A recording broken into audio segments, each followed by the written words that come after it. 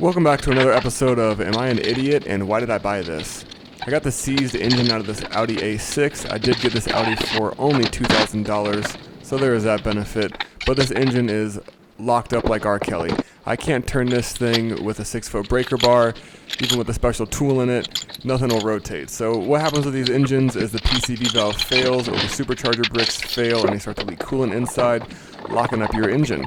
People don't change their oil, locks up your engine. I come by, I buy it for cheap, and then I fix it. So in this video, we're going to tear this engine down. I'm going to show you guys what's wrong with it, and we're going to try to remove an impossible torque converter off the back of this thing. Let's go.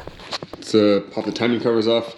Before I take the timing covers off, obviously I have to remove the EGR system right here.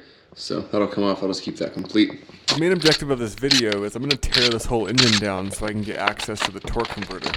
When the engine is this locked up, I can't get access to the bolts to remove the torque converter, and I did want to save this for the next used engine that I do get for this car.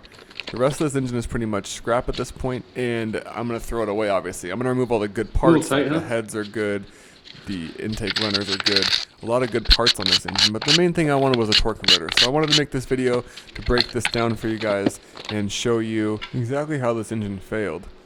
Oh, that's tight. A lot of tension in there. I mean, everything just looks, oh, this tensioner is broken. That's not going to cause it to seize, but, oh, there it is.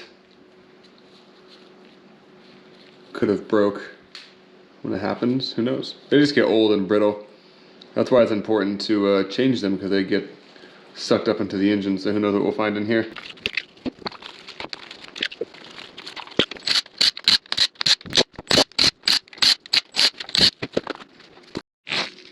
Same thing, no scarring on the cams, very minimal.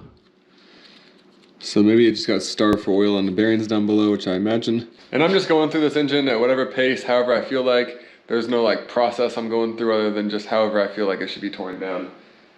We're just trying to figure out where the failure is and have some fun, so jump back. Let's hop back into it. All right, so before we pop those timing chain sprockets free, phasers, whatever you want to call them. I don't care what you call them. We're going to remove these fuel lines because we have to remove these, otherwise the head won't come out. You can keep this connected with the head to remove it, I'm pretty sure. But yeah, we got to remove the fuel lines in here because obviously that's not going to allow. So these lines got to come off all the way to the high pressure fuel pump all the way, and that means this fun little bracket has to come off. So pop this off, go right down here.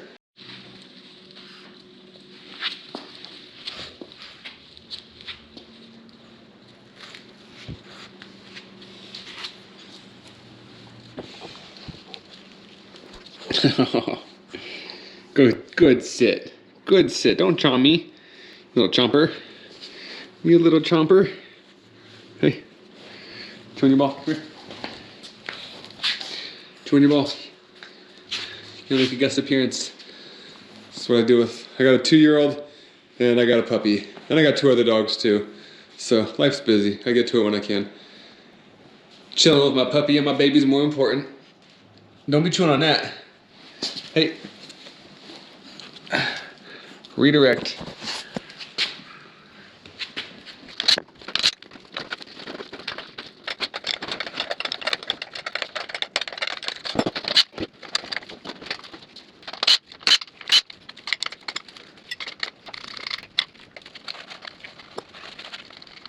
And of course, to get that line out,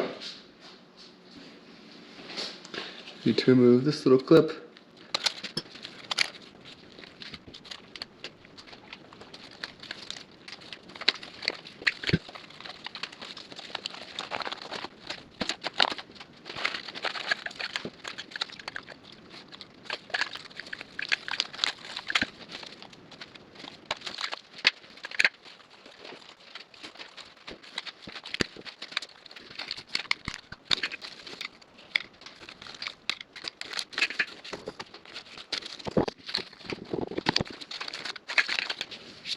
I'm pretty sure I can take the heads off after I remove this coolant pipe right here. So next is the crossover coolant pipe.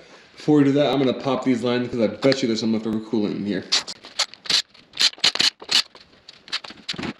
Oh, no.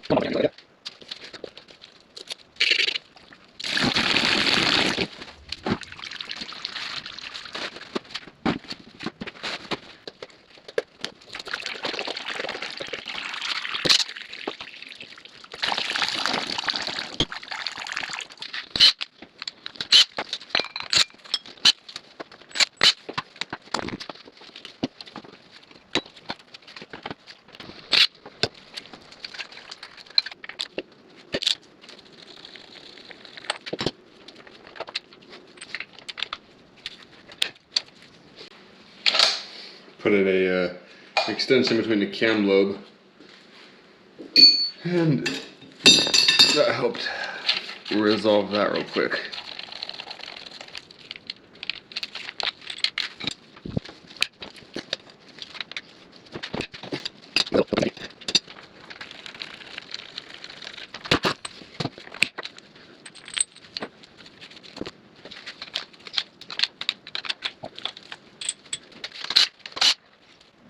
That part was broken off, so this whole thing rattled on startup, guaranteed.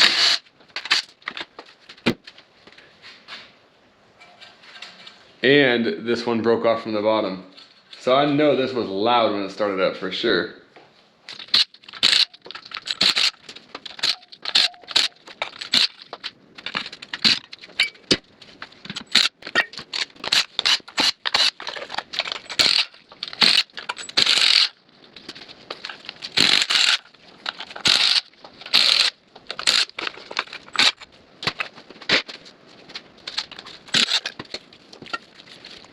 Almost looks like it was leaking something around the O2 sensor. A bunch of carbon maybe, who knows.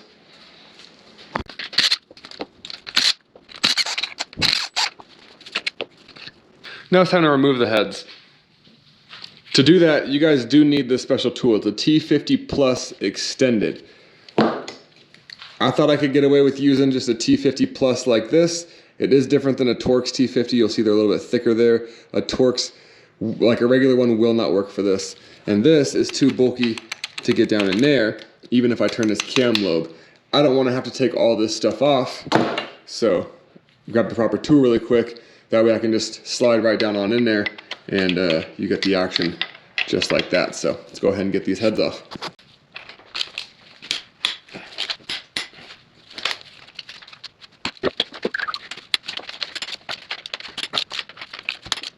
Take those off with the impact now. For this part, I just use a bucket to throw these greasy bolts in.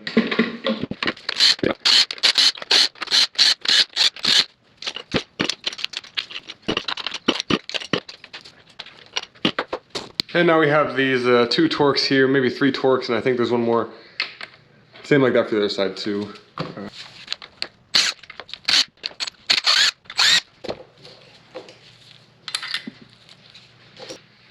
Now the head should come right off.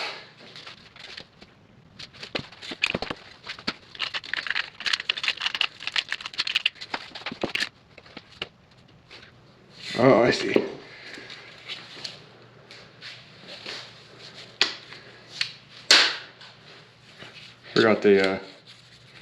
Forgot the bolt in there. It's not tight, it's just like in the hole.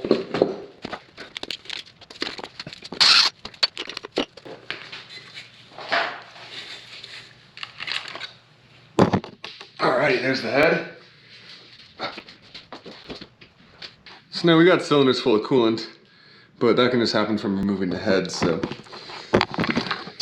clean that up real quick. The head looks perfect too. The head looks like it's in great condition. So I imagine these main bearings just seized up. Even the engine looks good. And this is why you gotta change those tensioners out. These little pieces like to break off. They become very brittle. See how easy that is to break? So that's why you gotta replace these, because these start to break off, get into little tiny pieces, get munched up by the chain, and then they end up in your oil galleys, starving your engine oil for this. So people are like, oh, I don't want to do the timing job. You only really got to do it one time, and the engine's probably gonna be good. So make sure you get that done if you have one of these. And I see a lot of guys ask if they can remove their timing chain from the top, like if they can just replace one chain. There's your answer, guys. No, you can't. Unless you de-link it, link it to another chain and feed it through and up the other way is the only way I've seen it done, but I don't recommend that. You gotta take the engine out and just do the job right. These two I broke free already. That's when I found out I actually needed this tool and then I didn't have it, so onward we go.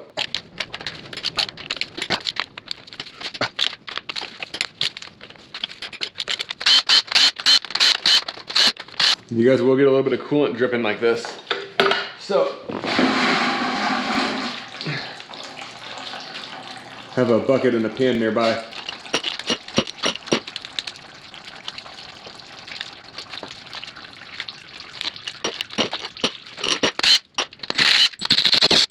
Missed one.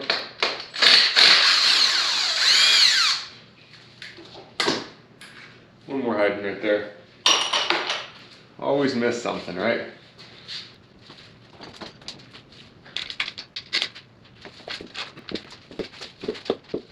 So on this side, it doesn't seem like the chain has enough room to fit without removing this tensioner first. No problem, but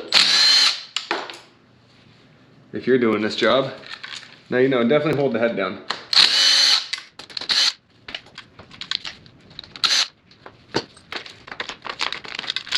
Oh, Audi. Something special.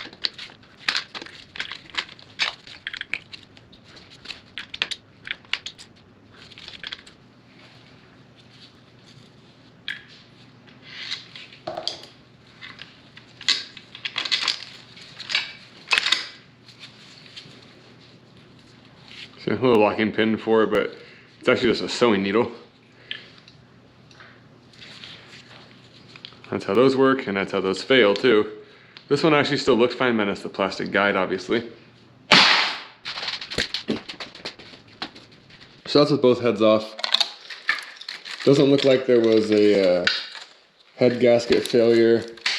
All the valves look great. The head actually looks fully functional still. I'll show you guys that here in a bit, but now I'm gonna take a few more things off the top and get it ready to flip over. Again, there's nowhere to put this thing on an engine mount. I was thinking maybe in the front I could mount it up, but it's kind of challenging, so I'm left with working on this table. But I gotta move this and a couple things before I flip it over, so that's what I'm doing now.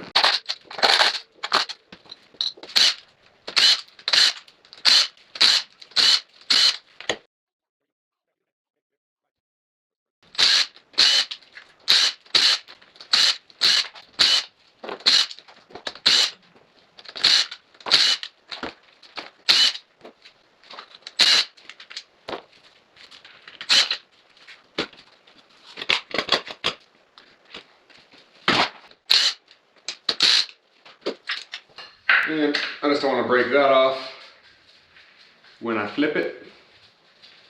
It's always good to have some secondhand parts on deck just in case.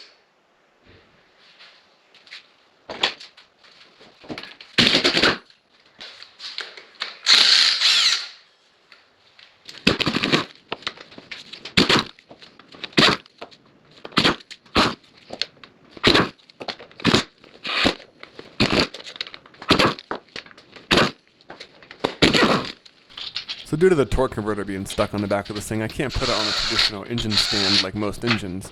Even with it off, there's the timing cover still there, and it doesn't really allow for access on a traditional engine stand. So what I got to do here is flip this over the old sketchy way, and I don't really have another way of doing this, so excuse my sketchiness here, but we're just going to pick this up. I want to get it in the air, and I'm going to flip it back down on the table.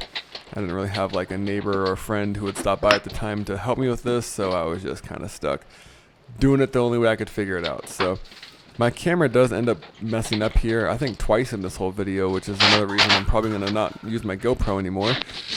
But either way, this is my situation.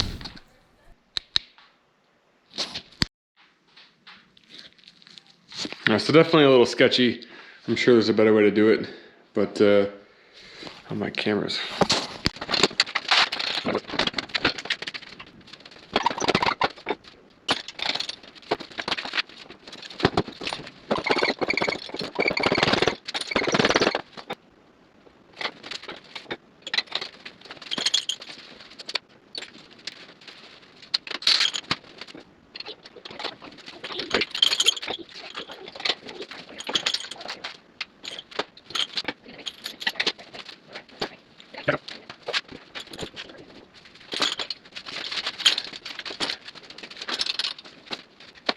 My favorite's when they say you can't do it by yourself. I do it.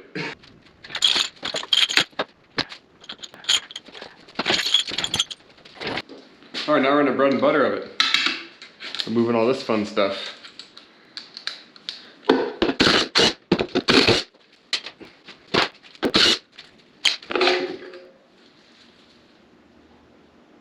I see some glitter.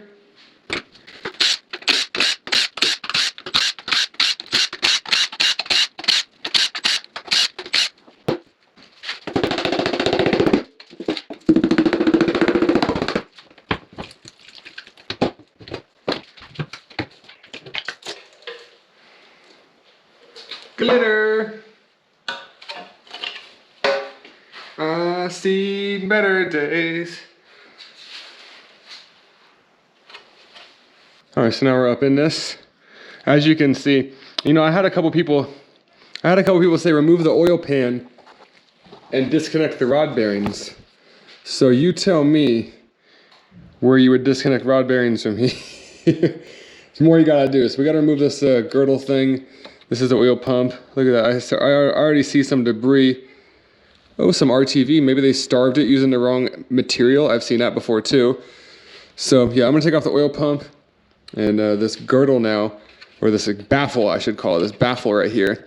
And then it'll allow me to the lower girdle, which I just saw up here. I might not be able to take off. There's a bolt stuck back here. So fun times, we'll see what happens.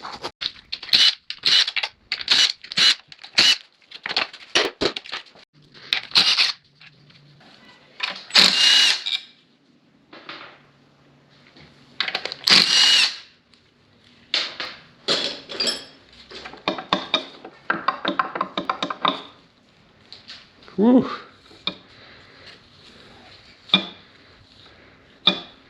Have some metal sludge, guys. Yikes, those bearings are cooked.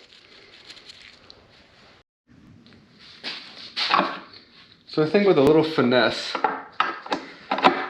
this pump does come out. Oh yeah. That thing is cooked. Look at all that metal.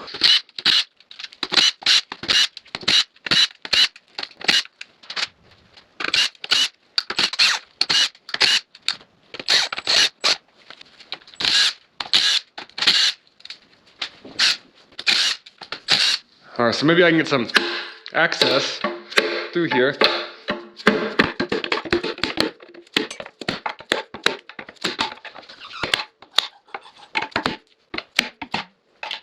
Yeah, I got access to some of them.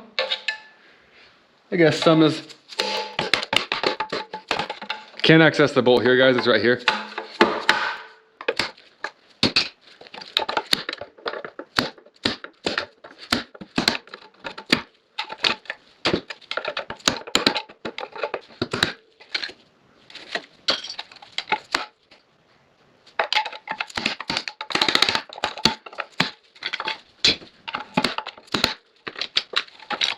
All right, so with no access to these bolts, I couldn't get that girdle off the proper way because it's bolted the other way here. So I'm gonna hope one of these bearings are the ones locked up. All I need to do is spin the cam, or all I need to do is spin the crank, guys. That's all I wanna do. I got some access to those down there and some right here, so let's see what we can get done.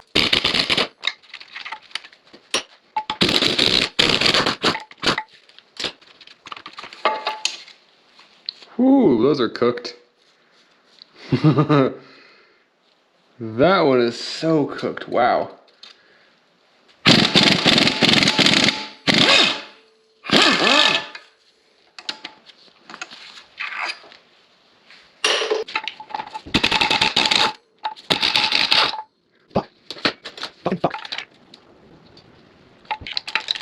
I think I found an engine where it is impossible to get a torque converter off of a seized engine.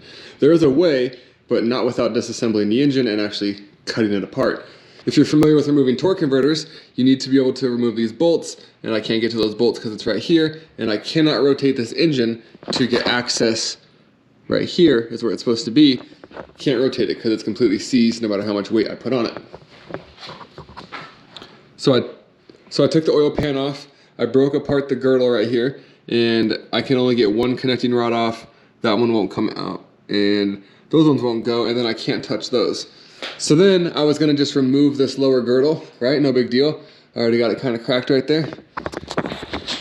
But check out these bolts right here.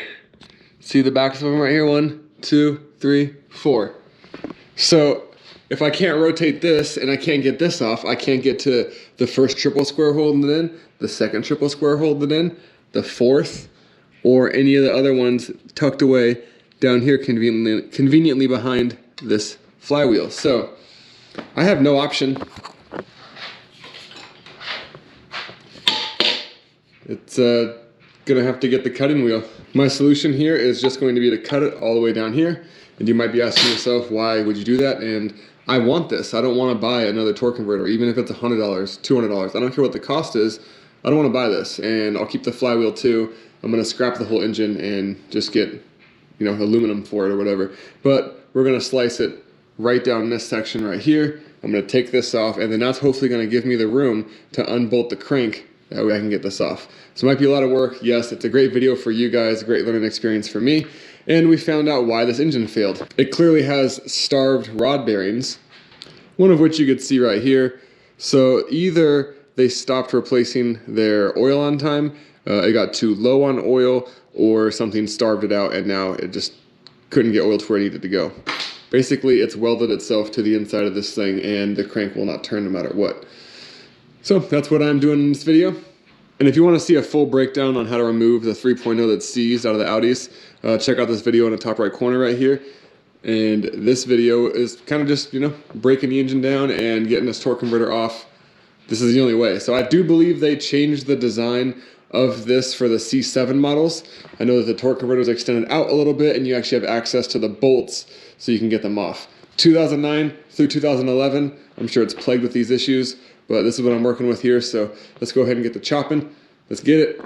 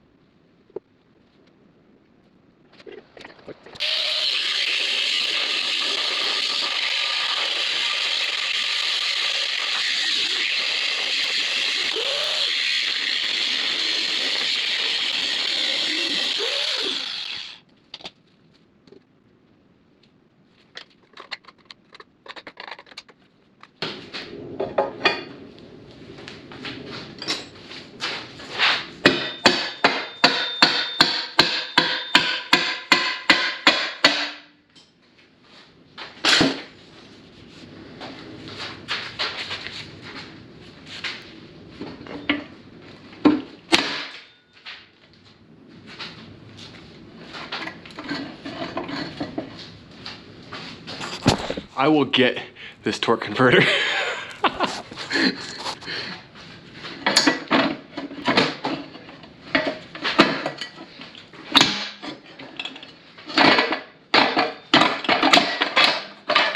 go.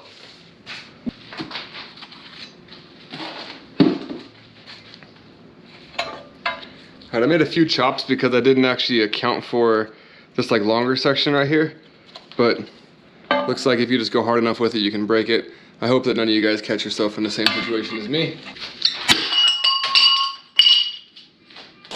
So yeah, it's very excessive, but as you guys can see, this is what I want to get to. I think these are the two rods that are seized right here. I want to unbolt these two. Looks like I'm only going to be able to unbolt this and that. And then I want to try to rotate this so I can get this off so then I can scrap this. Let's go.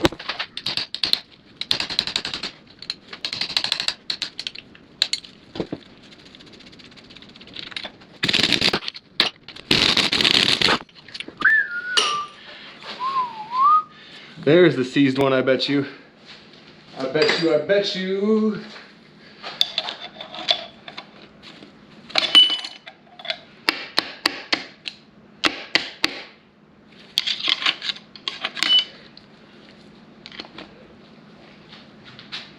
See if I can get this piston out or moving.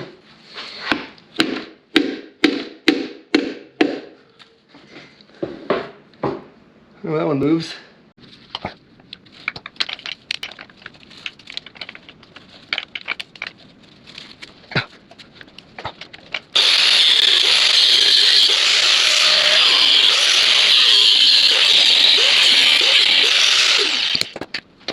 All right, now I got enough room. There's a solution to every problem.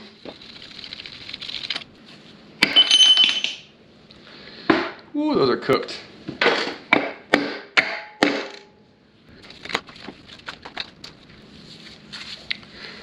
That bearing is cooked onto the piston completely.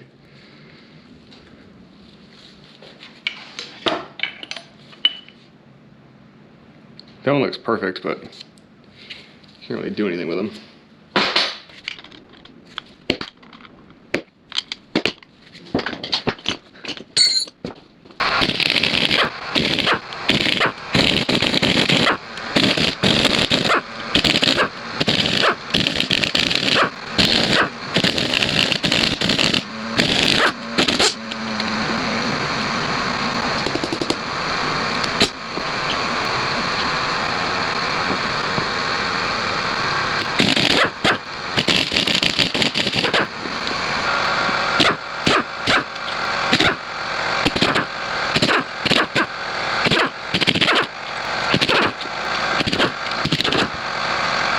Alright, maybe it's not the rod bearings and it's the main bearings.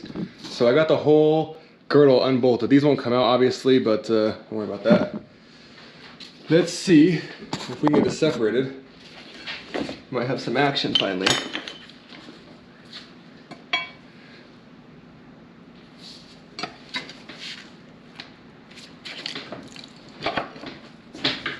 Gotta keep them separated.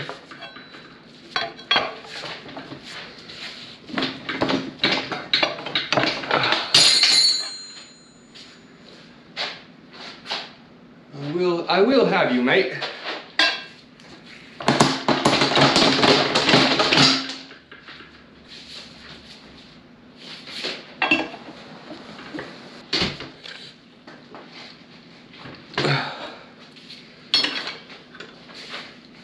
Spin!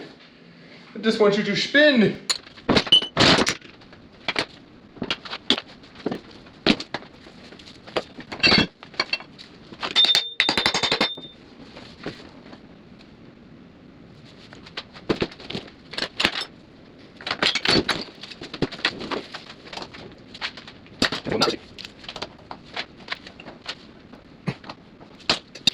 This piston was a severe pain in the ass.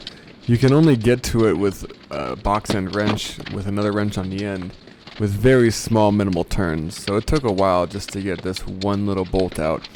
And this still wasn't the seized one. So I imagine the main ones are welded or something, I don't know. But this thing was so stuck, I still couldn't rotate it even after doing all this.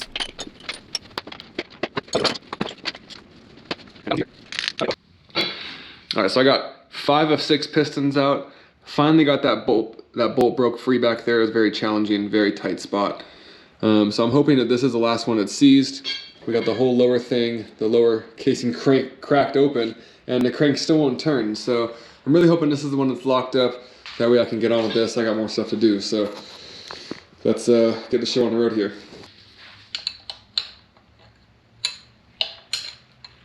Basically, I can only turn this bolt that far at a time. It was just, I mean, extremely tight.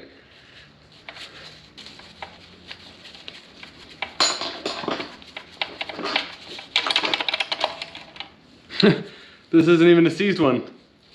All that work. This isn't even the seized one. I know that because I could pull that piston right out.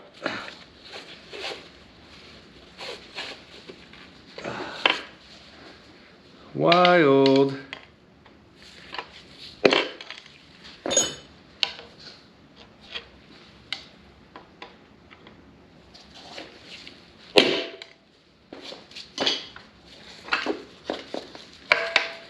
Another connecting rod, not seized. Still, can't turn the crank here. What the?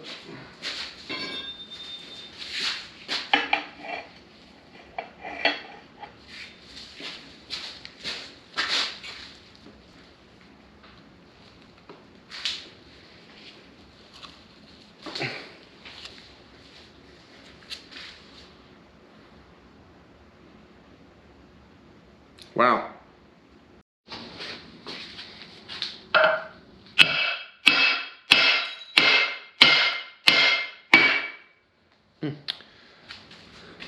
Should have tried that earlier.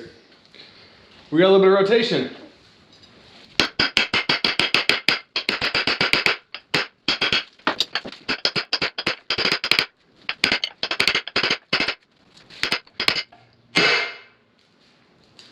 Oh, we're so close.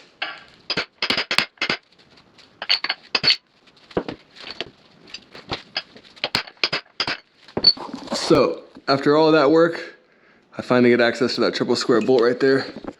And there's 3 of them. But I got the whole thing disconnected and it still does not want to turn, so let's snap this thing out, go from there. All right, as you can see there, Audi likes to give you absolutely no room to work. So we're gonna try to pop this free if the wrench will even stay in there. It's got me at like a weird angle even, so hold on. All right, not sure if this one will work like this, but let's give it a shot.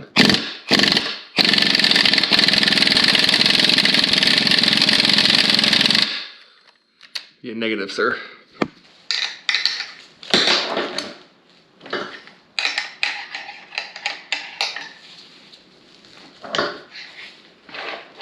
Look at all that rotation we have. Just slap the pistons back in and go, huh?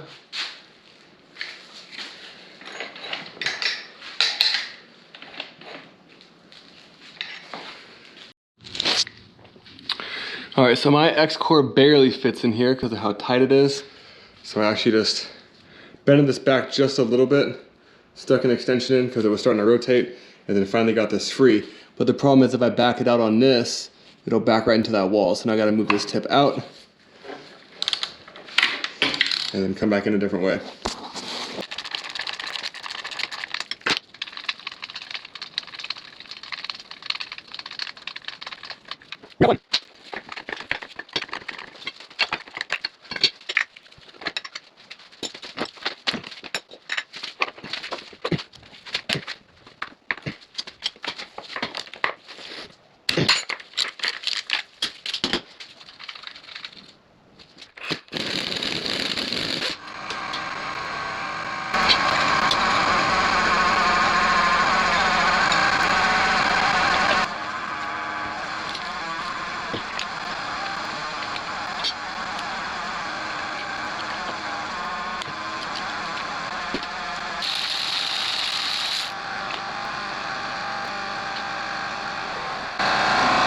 Let me tell you something real quick.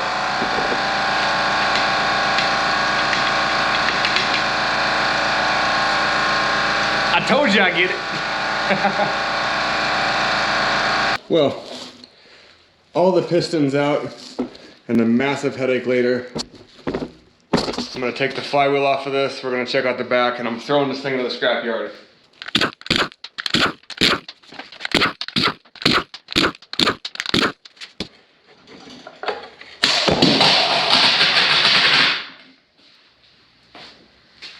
Well, that's annoying. All right, well, we're already this far, and this is a teardown video. And of course, my GoPro decides to stop recording because it gets too hot. Again, trash camera.